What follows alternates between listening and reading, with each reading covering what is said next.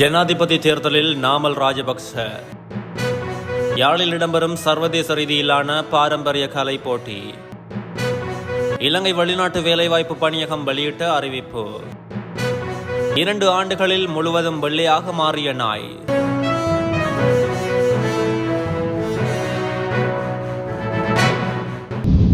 எதிர்வரும் ஜனாதிபதி தேர்தலில் வெற்றி பெறும் வேட்பாளரை ஸ்ரீலங்கா பொதுஜன பெரமுன முன்வைக்கும் என முன்னாள் ஜனாதிபதி மஹிந்த ராஜபக்ச தெரிவித்துள்ளார்.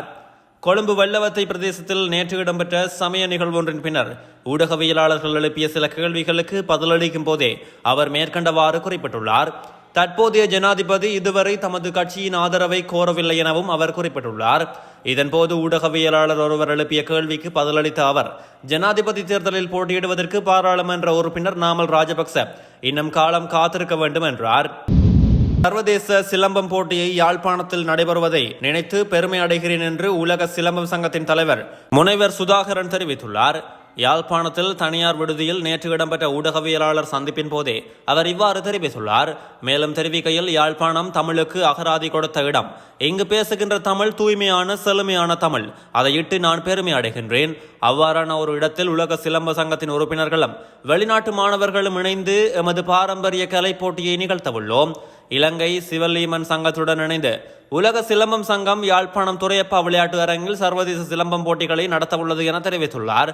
மேலும் குறித்த சர்வதேச சிலம்ப போட்டிகள் யாழ்ப்பாணம் துரையப்பா விளையாட்டு அரங்கில் இன்று காலை 8 மணி முதல் மாலை வரை இடம்பெறும் என தெரிவிக்கப்பட்டிருந்தது. 2024ஆம் ஆண்டின் முதல் 4 மாதங்களில் 2771 இலங்கையர்கள் இஸ்ரேலுக்கு தொழில் வாய்ப்பிற்காக சென்றுள்ளதாக இலங்கை வெளிநாட்டு வேலைவாய்ப்பு பணியகம் தெரிவித்துள்ளது.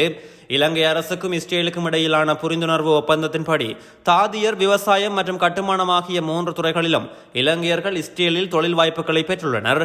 அதன்படி தாதியர் தொழிலுக்கு 409 பேரும், கட்டுமான துறைக்கு 804 பேரும், விவசாயத்துறைக்கு 1558 பேரும் தெரிவாகியுள்ளனர். மேலும் மே மாதம் முதல் 2 வாரங்களில் மேலும் 172 இலங்கையர்கள் இஸ்ரேலில் விவசாயத்துறையில் உள்ள தொழில் வெற்றிடங்களுக்காக செல்ல உள்ளனர். 2023ஆம் ஆண்டு 1912 இலங்கையர்கள் மாத்திரமே இஸ்ரேலில் தொழில் வாய்ப்பிற்காக சென்றுள்ளனர். இதன்படி இந்த வருடம் இஸ்ரேலுக்கு தொழில் வாய்ப்புக்காக செல்லும் இலங்கையர்களின் பெரும் வளர்ச்சியை காட்டுவதாக பணியகம் கூறியுள்ளது. சில அரிதான நோய்கள் மனிதர்களுக்கு மட்டுமல்ல விலங்குகளையும் தாக்கும். அதுபோன்று ஒரு அரிதான நோயால் பாதிக்கப்பட்ட கருப்பு நாய் 2 ஆண்டுகளில் முழுவதும் வெள்ளையாக மாறியுள்ளது. இது தொடர்பான புகைப்படங்கள் சமூக வலைதளங்களில் பரவி வருகிறது. தோல் அதன் இயற்கையான நிறத்தை இழந்து வெளிரிய வெள்ளை நிறமாக மாறும் நிலைக்கு விட்டிலிகோ என்று பெயர். இந்த வகை அரிய நோயால் சில மனிதர்கள் பாதிக்கப்பட்டுள்ள நிலையில் நாய் ஒன்றும் பாதிக்கப்பட்டுள்ளது.